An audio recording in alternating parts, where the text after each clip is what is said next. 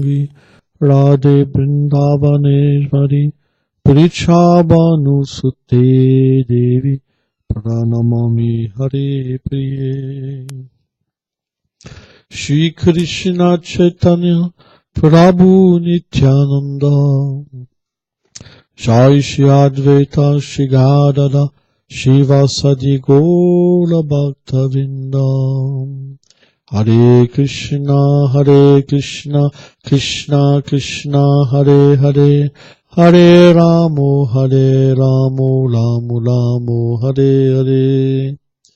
Vrindai Tulasi Devai, Priyaye Keshava Satcha, Krishna Bhakti Prati Devi Satyavate Namo Namam.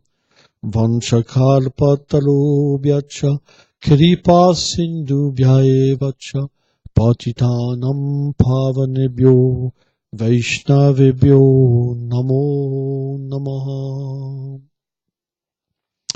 Namam Vishnu Padaya Guranga Pristaya Rupini, Shri Bhakti Vibhudaya Bhepunate Ramine. Namam Vishnu Padaya Gura Pristaya Bhutale, Shrimad Bhakti Pramodaya Puri Goswami Namine. Namam Vishnu Padaya Krishna Pristaya Bhutale, Shrimate Bhakti Vedanta Swamiti Namine. Namam Vishnu Padaya Krishna Pristaya Bhutale, Shrimate Bhakti Ashaka Shiradev Swamiti Namine. Namam Vishnu Padaya Krishna Pristaya Bhutale, Shrimate Bhakti Siddhanta Sarasvati Namine. Jai Shri Brahma Vaguja Sarasvat Sampradaya Ki Jai. Donc, bonjour à tous, bienvenue. Donc, on va parler un peu sur la Bhagavad Gita.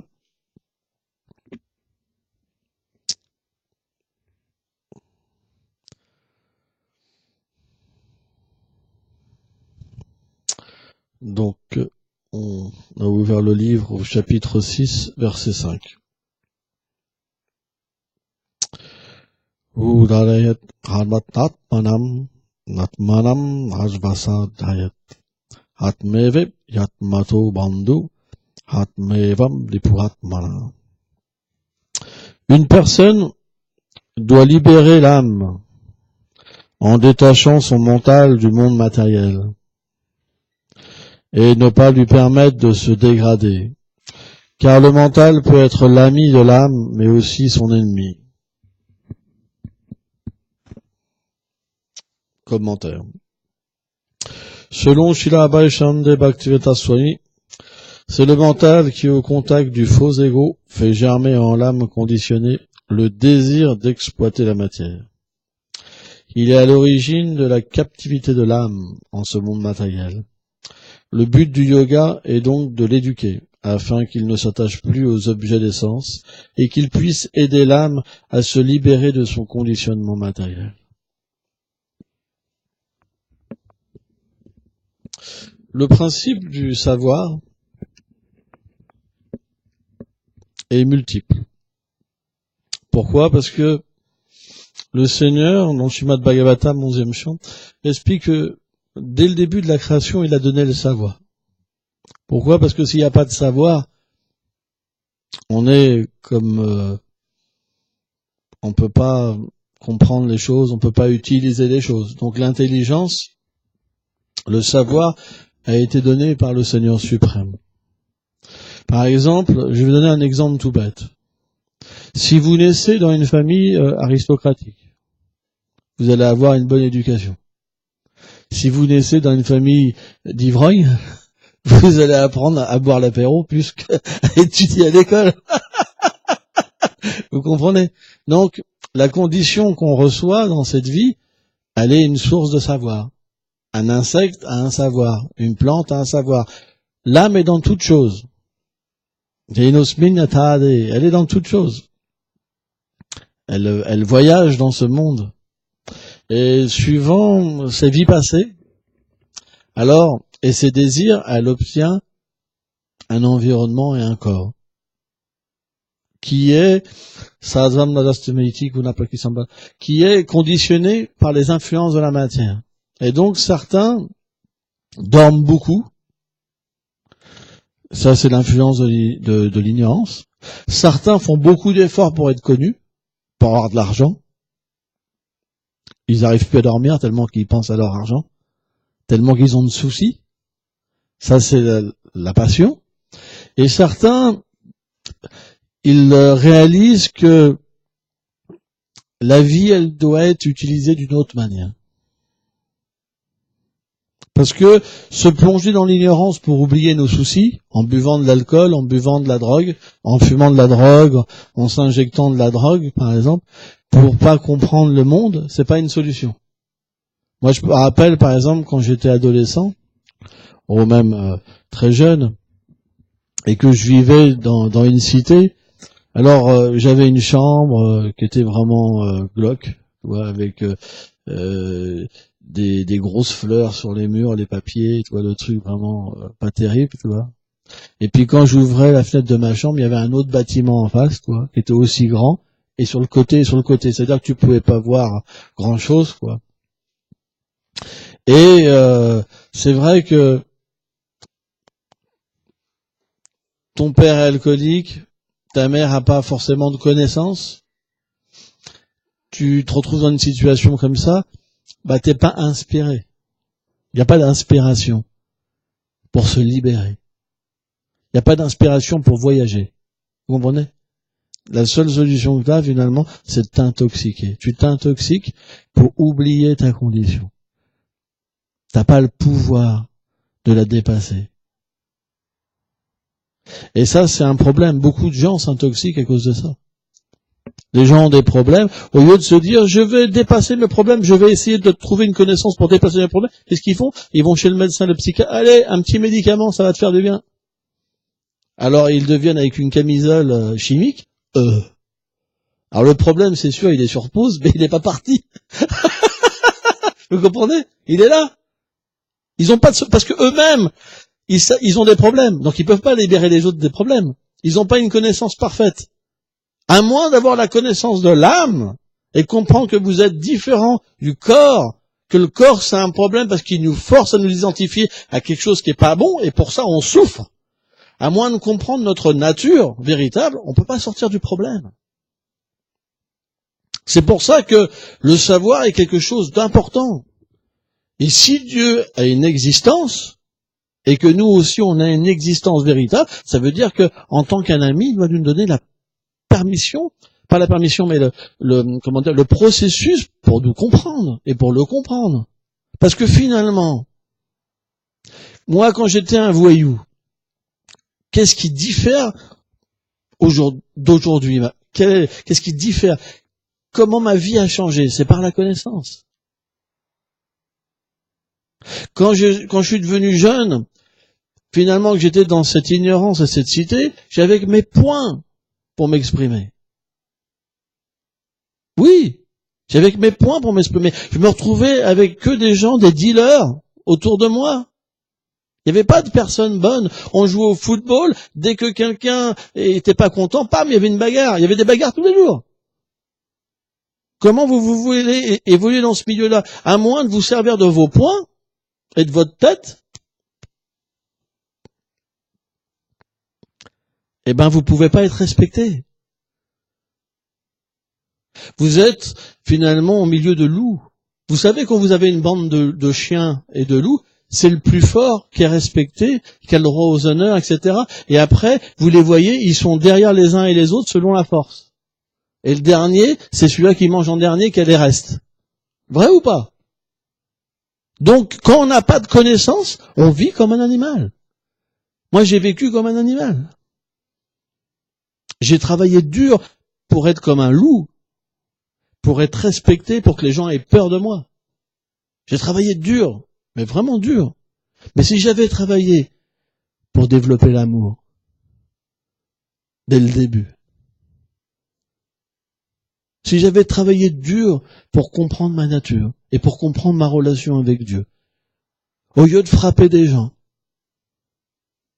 j'aurais pu tellement aider des gens. Et vivre pour soi, par exemple. Les gens, il y en a qui frappent pas des gens, mais qui vivent que pour soi. Est-ce qu'on peut vraiment être heureux en vivant que pour soi? Tout le monde a essayé. Et c'est l'échec. On s'ennuie. Quand on vit que pour soi, on a plein de problèmes. On vit dans l'angoisse. Vous savez, c'est comme un voleur. Il y en a un là qui s'est fait choper, par exemple. Il escroquait les petites vieilles. Il les repérait, 90 ans, avec un petit compte en banque, tout ça. Donc il avait escroqué 400 vieilles, un truc comme ça. C'était devenu vraiment le expert. Il changeait de téléphone portable, il n'avait pas d'appartement, il changeait de voiture, tout ça. Mais ils ont quand même réussi à le retrouver. Mais est-ce que, si on regarde bien, tout appartient à Dieu? Les Védas expliquent ça, tout appartient à Dieu. Tout émane du Seigneur suprême. Tout, l'âme, elle émane du Seigneur suprême. Vishval Shrey Thakur, dans un de ses commentaires du Srimad Bhagavatam, il explique que le Seigneur, pourquoi le Seigneur est humble? Pourquoi le Seigneur n'a pas d'orgueil? Parce que tout lui appartient. Tout est lui. Tout émane de lui, tout est lui. Il ne peut pas être en opposition avec quelqu'un. Donc finalement, si on observe l'âme, si on comprend l'âme, on est une partie intégrante du Seigneur suprême. Et à la fois, ça veut dire qu'on est différent et pas différent. Parce que dans l'âme, il y a toutes les qualités, presque toutes les qualités du Seigneur suprême. Donc on devrait être quelqu'un de merveilleux. On devrait pouvoir tellement distribuer l'amour, tellement aimer les êtres, tellement leur apporter de la délivrance. Mais qu'est-ce qu'on fait de notre vie? On passe notre temps à se battre. Dès que quelqu'un nous regarde pas bien, dès que quelqu'un nous donne pas ses hommages, ses respects, nous manque un tout petit quelque chose, paf, à lui. C'est vrai, on passe notre temps avec ce corps, avec cette identification au corps. L'identification au corps, ça veut dire la guerre. Quand on pense, par exemple, je suis un hindou, je suis un chrétien, je suis un musulman, ça veut dire la guerre. Parce que ça veut dire je suis ce corps. Ça veut dire que mon Dieu, il est différent de ton Dieu. Je vais te défoncer la tête, mécréant. Voilà ce que ça veut dire. Mais le vrai savoir, il est obligé d'être à un autre niveau. Le vrai savoir, ça veut dire harmonie, amour, comprendre la nature des êtres, comprendre que on est d'une nature spirituelle et éternelle. On est fait tous pour être ensemble. C'est simplement les couches qui nous recouvrent, qui nous séparent. Pourquoi il y a des limites? Pourquoi chacun fait sa propriété? Pourquoi chacun fait sa région? Pourquoi chacun fait son pays? C'est parce qu'on pense qu'on est américain, on pense qu'on est français. Mais on a oublié qu'on était relié avec Dieu, d'une manière pure. Or, la religion qui identifie l'être au corps ne peut pas régler le problème.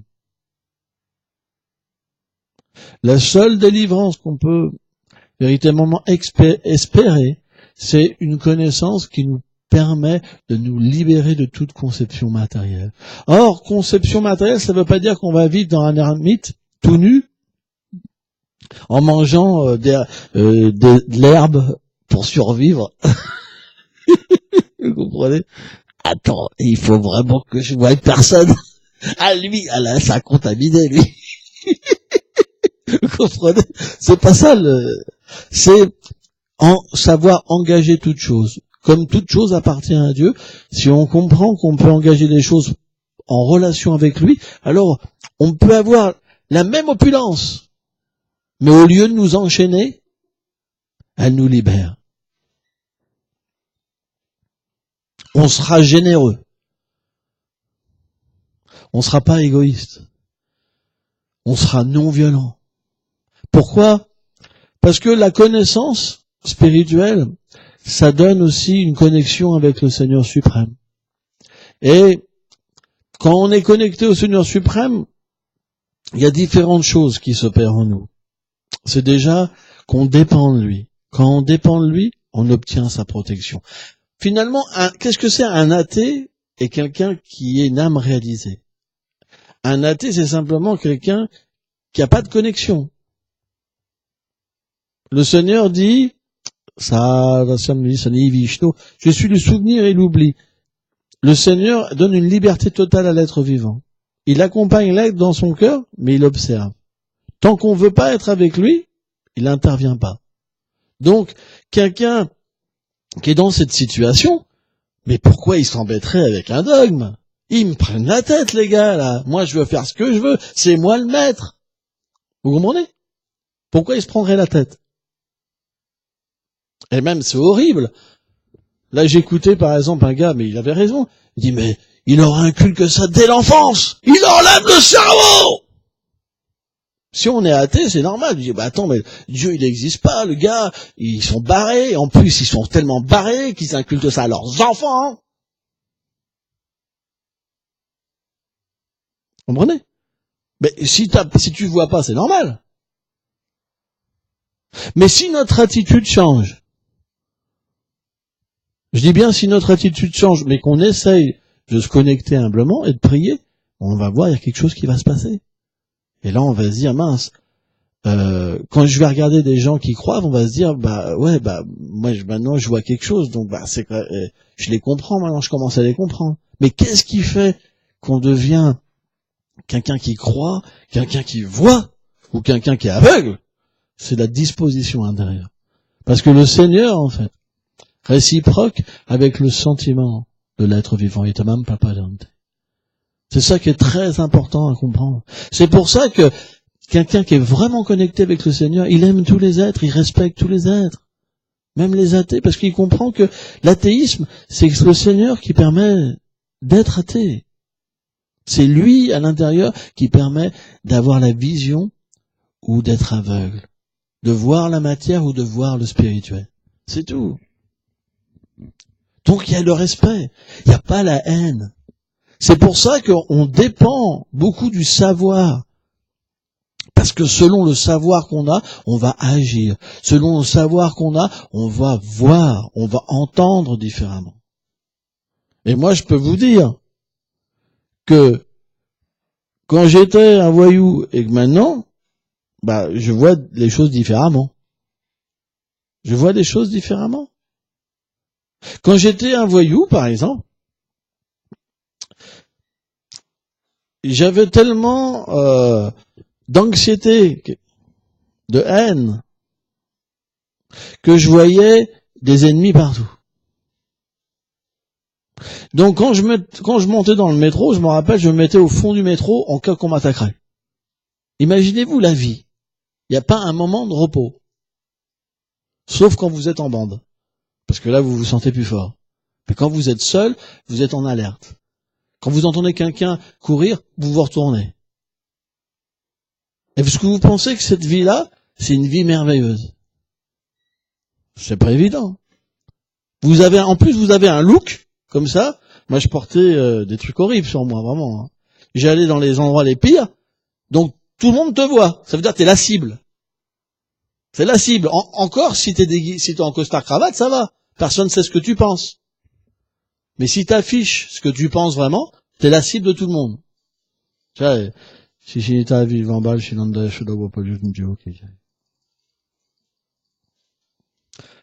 Or, dans une vie comme ça, on peut pas être heureux. Parce que, naturellement, les gens vont apprécier ou ils vont pas apprécier du tout. Et l'effet que vous donnez, la vibration que vous avez, les réactions que vous apportez, vous devez les vivre dans votre cœur. C'est pour ça que, finalement, on voit que dans ce monde, on essaie de se d'être différent des gens, parfois être un marginal, pour montrer notre insatisfaction, pour montrer qu'on est contre le système. Mais finalement, quand on est dans cette position-là, on n'est pas heureux, parce qu'on est en guerre. La guerre, ça peut pas rendre heureux. C'est pas possible. C'est pour ça que la politique, toutes ces choses-là naissent par la guerre. Parce que les gens sont frustrés. Parce que les gens ont un problème dans leur cœur. Pourquoi? Parce qu'ils peuvent pas se libérer. Ils sont malades. Le problème, ça veut dire maladie. Ils peuvent pas se libérer. Et pourquoi ils peuvent pas se libérer? C'est parce qu'il n'y a pas de savoir. Donc c'est pour ça que la première chose qu'on doit comprendre, c'est qu'à moins qu'on mette à l'intérieur de nous-mêmes quelque chose qui puisse nous permettre de nous épanouir, alors on restera comme ça. Parce que on est comme dans une camisole. Le mental, c'est comme une camisole chimique quelque part. Vous savez, le mental, c'est un élément qui recouvre l'âme et qui a imprégné toutes les impressions de nos vies passées et qui nous fait croire qu'on a un problème, qu'on est faible, qu'on est ceci, qu'on est cela, qu'on est raciste, qu'on est cela, on est ceci, c'est tout. Mais si on regarde bien, moi j'ai été vraiment emprisonné dans quelque chose terrible, vraiment. Et toutes ces expériences que j'ai eues de ma vie pour aller dans la libération et d'aller vers l'âme, ça m'a permis de réaliser que à un moment, quand l'âme est touchée, on est véritablement libre de tout rôle. Parce qu'on joue un rôle. Moi, je me rappelle, par exemple, quand j'étais jeune, je devais avoir, j'étais assez jeune, je devais avoir 15-16 ans. Et j'avais un professeur de boxe, qui m'aimait beaucoup. Et je faisais beaucoup de boxe à une époque. Et, il voulait me sortir de la galère de la rue, quoi. Tu vois. Il voulait que j'arrête de braquer des gens, et tout ça. Vivre dans la rue. Et donc, il avait un ami à lui qui était directeur d'un grand restaurant, d'un big restaurant, à côté de l'avenue Georges V, à Paris. Et il m'a dit, écoute, je t'ai trouvé un petit boulot, je voudrais que tu bosses un peu, quoi. C'était comme un second père, hein, pour moi. Parce que mon père, voilà, moi j'avais déconnecté avec ma famille, ça m'intéressait plus déjà. Pourquoi? Parce que quand on fait partie d'un gang, voilà, finalement la famille remplace le gang, hein, parce on accepte un autre idéal, on accepte des ennemis, c'est une vie un petit peu particulière. Et donc cette personne-là est venue à un certain moment pour voilà. Et donc c'est devenu un peu comme un second père quelque part. Quelqu'un qui m'impressionnait parce que déjà c'était un professeur de boxe. C'est le genre de gars, il vous en mettait une, pouf, comme ça. Voilà. Non mais c'est impressionnant. Les vrais boxeurs, ils ont 50 personnes autour d'eux, ça leur fait pas peur, quoi. Hein. Un coup, une personne tombe, un deuxième, comme ça. Hein. Ça c'est impressionnant. Ils ont vraiment une force colossal, quoi. Hein, Et puis j'étais quelqu'un qui faisait de la politique, quelqu'un qui était intelligent, donc il avait réussi à m'absorber le mental, quoi. Donc je m'étais fait un petit peu avoir quelque part. Et donc il m'a dit, écoute, faut que t'arrêtes là la drogue, tout ça, faut que t'arrêtes de vivre comme ça. Regarde-toi, regarde comment t'es, faut que tu deviennes un bon Français, etc. Donc j'ai commencé à aller travailler. Et puis moi je venais des cités. Donc j'avais aucune éducation, même de parler, tout ça. Pour moi, c'était difficile de bien parler. Je disais un gros mot toutes les 3 secondes, tu vois. Ouais, vraiment, terrible.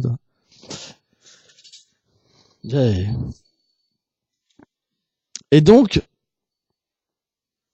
quand je me suis retrouvé là-dedans, donc je suis arrivé rasé, avec des fringues de skinhead, mais il y a différents looks de skinhead. Il y a les looks durs et puis les looks classe, quoi. Donc je suis arrivé avec un look comme ça. Et le gars, donc, c'était quelqu'un assez âgé. Donc il m'a dit, d'accord, donc tu vas commencer là, etc. Et là, en fait, quand j'ai commencé à travailler, je pouvais pas être dans le même personnage. Donc j'ai adopté un autre personnage. Et je me retrouvais dans une situation où je regardais les gens autour de moi et je les imitais. Quand ils parlaient, j'imitais leur langage. C'est-à-dire, je me suis retrouvé finalement à faire des poses de playboy, ce que vous voulez, quoi. Mais en fait, c'était complètement une vie différente. Vous comprenez? Et puis rapidement, parce que j'étais quelqu'un qui a toujours été à fond la caisse dans ce qu'il faisait, et donc je suis devenu un très bon barman en très peu de temps, quoi. Et donc j'ai pris des galons très vite, quoi. Et donc j'ai commencé à avoir un costard, cravate, machin, bidule, m'occuper des gens, etc. Et finalement, à un moment, je me suis, identifié à ça.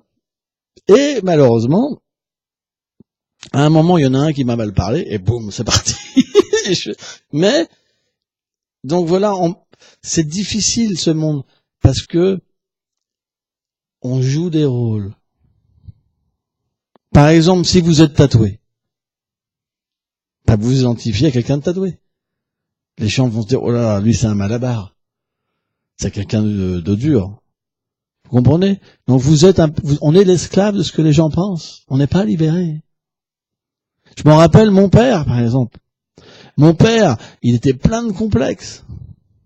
Quand il fallait qu'il sorte dehors, il fallait que ses chaussures brillent, ceci, cela, machin bidule, le cheveu qui était pas là, le machin bidule et tout. Mais faut voir. À part quand il était peut-être trop sous, ça allait. Mais quand il était, on va dire, presque à jeun, il avait beaucoup de complexes. Donc vous vous rendez compte? Ça veut dire qu'on vit, mais complètement par rapport aux autres, etc., ou contre les autres. Mais on est emprisonné. C'est pour ça que la connaissance matérielle, les gens pensent être heureux. Ils se disent, maintenant on va virer Dieu, on va tout virer. On va mettre un gros coup de balai, un gros coup de karcher. Mais finalement, les gens souffrent. Les gens souffrent tellement. Parce qu'il n'y a plus de libération. Si vous regardez Kamaesha Kudaesha, Krishna, il dit la concupiscence, le désir d'exploitation, c'est comme un feu, ça détruit tout. Le monde matériel, en ce moment, on détruit tout parce qu'on a besoin extérieurement. Ah, je veux ci, je veux ça, je veux ci. Il y a des gens qui crèvent en ce moment. On s'en fout. Du moment qu'on a la gratte. On s'en fout des autres. Peut-être, on va verser une petite larme quand il y a un attentat, par exemple. Quand il y a 100 de nos frères qui vont se faire fusiller, on va verser une larme. Ça va durer une semaine, puis c'est reparti. C'est une réalité. Pourquoi? Parce qu'on est préoccupé par notre bonheur. Souvent, je dis, les scientifiques qui disent en 50 ans, il n'y aura plus d'eau potable. Mais on peut pas s'arrêter. On peut pas arrêter la machine. Parce que les gens ont oublié la vie intérieure.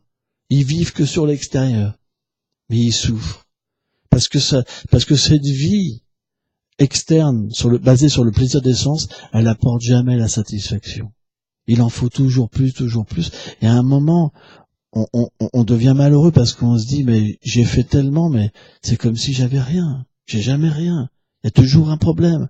Alors qu'est-ce qu'on fait? Comme les gosses, vous savez, vous leur donnez des jouets, au bout de 2 minutes, ils en ont marre, ils passent à un autre jouet, au bout de 2 minutes, ils passent à un autre, au bout de 2 minutes, ils passent à un autre, et puis encore un autre, et puis il faut que ça. On est comme des gosses. On essaye quelque chose, ça marche pas, après on va là, alors que la vérité, elle est juste là à l'intérieur de nous-mêmes. Et le pire, c'est que vous dites ça à quelqu'un, l'ignorance est tellement profonde, pourtant la personne souffre. Mais elle se dira, ouais, bof. C'est pas évident. C'est pour ça que avoir une pratique spirituelle, c'est la chose la plus importante, parce qu'elle va nous permettre de nous éveiller à la liberté, à l'amour. Or, cette liberté et cet amour, c'est ce qui va nous permettre de voir la chose merveilleuse partout. Voir la vérité dans toute chose, c'est véritablement un moyen de nous épanouir à chaque instant. C'est pour ça qu'il n'y a pas de mal là-dedans. On peut faire ça chez soi, pratiquer chez soi. Alors dans cet âge, le moyen le plus facile de s'épanouir, c'est de chanter le Saint-Nom. C'est pour ça qu'on chante Hare Krishna. Hare Krishna, Krishna Krishna, Hare Ram, Hare Ram, Ram, Ram, Hare. Parce que le nom de Dieu est lui-même, c'est pas différent. Donc, quand on rentre en contact avec cette vibration transcendantale, et que on a vraiment une attitude de prier, c'est-à-dire de vouloir une relation avec Dieu. Dieu est amour, on a besoin d'amour, d'un vrai amour. Pas un amour où on bat sur une femme qui va après nous tromper, ou je sais pas quoi, toi, qui va penser à autre chose, machin. Un amour qui est vraiment pur. Si on n'a pas cet amour dans notre vie, alors on sera toujours déçu. L'âme, elle est faite pour un amour véritable, un amour pur, illimité.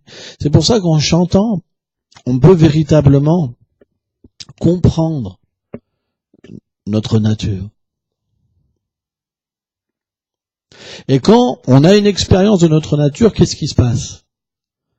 C'est comme si vous avez vu quelque chose. C'est comme si c'était un phare. On appelle ça la foi. Le phare, c'est comme quelque chose qui vous fait voir le chemin. Quand vous avez vu quelque chose de supérieur, naturellement, quand vous verrez votre environnement, vous vous direz, je peux pas rester là-dedans maintenant. Il faut que je change. Il faut que j'évolue. Vous comprenez?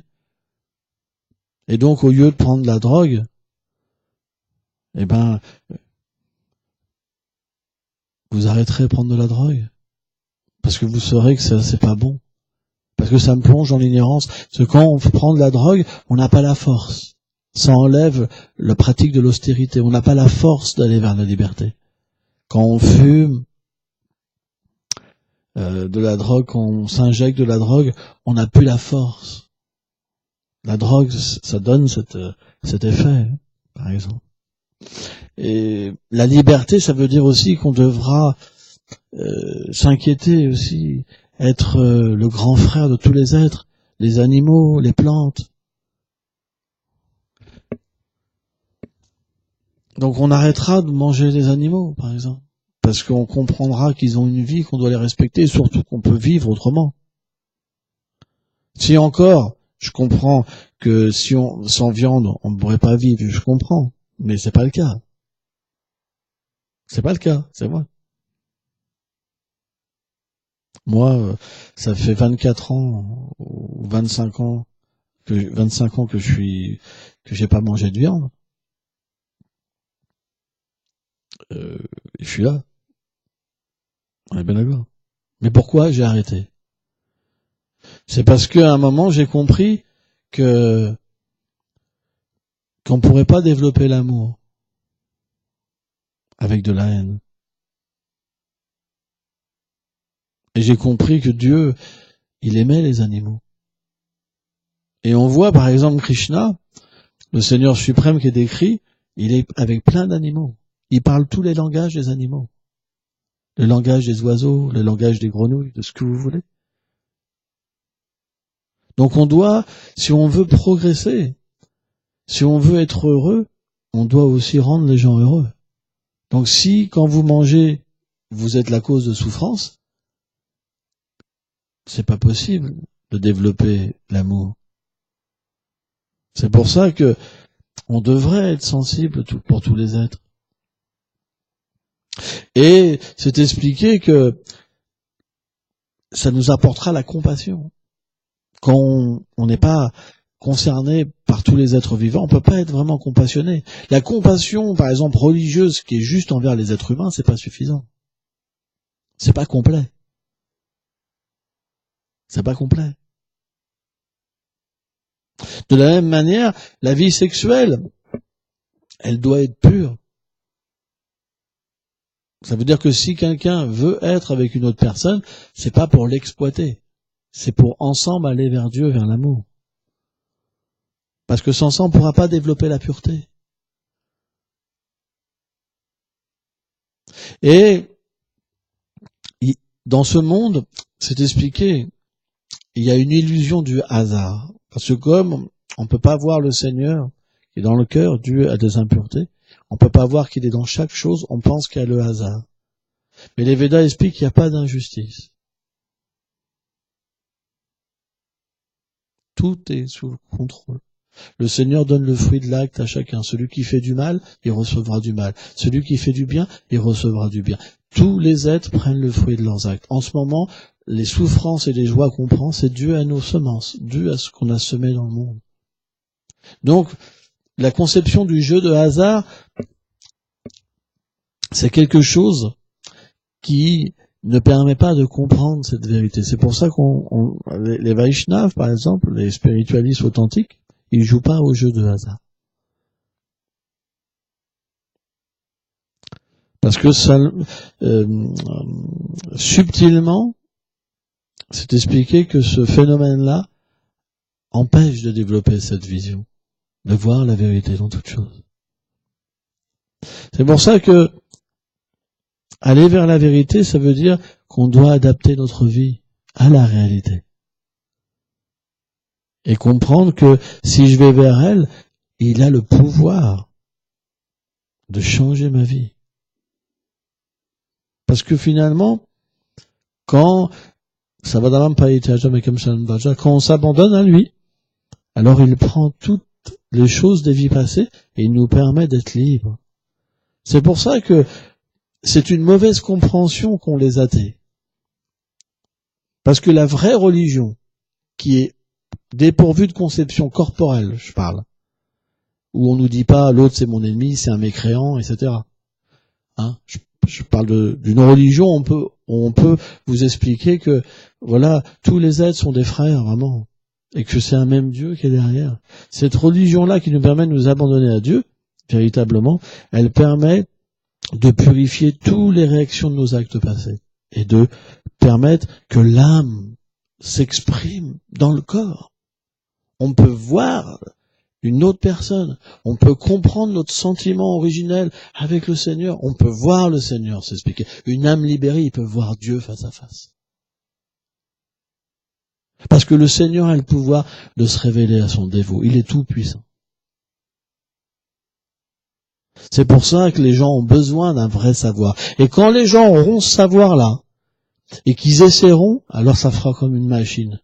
Et tous les autres savoirs seront rejetés. Parce que les gens pourront se dire, là on peut enlever les frontières, véritablement. Là on peut enlever toutes les conceptions matérielles de l'existence. C'est pas possible autrement. On peut pas sortir de la haine à l'amour sans comprendre qu'on est différent du corps. Parce que si vous êtes même quelqu'un de bonne, vous serez contre les méchants. Ça peut pas être autrement. Mais si vous comprenez que vous n'êtes pas ce corps, que vous êtes l'âme, si vous le vivez vraiment, et que vous voyez quelqu'un même qui va vous agresser, vous direz c'est pas de sa faute. Quand Jésus il s'est fait crucifier, il dit Père, pardonne-les, ils comprennent pas ce qu'ils font. Ils sont recouverts. C'est pour ça qu'on a besoin de ce savoir. Et c'est pour ça que Krishna le donne dans la Bhagavad Gita. C'est pas un savoir sectaire, c'est un savoir universel. Voilà, merci beaucoup.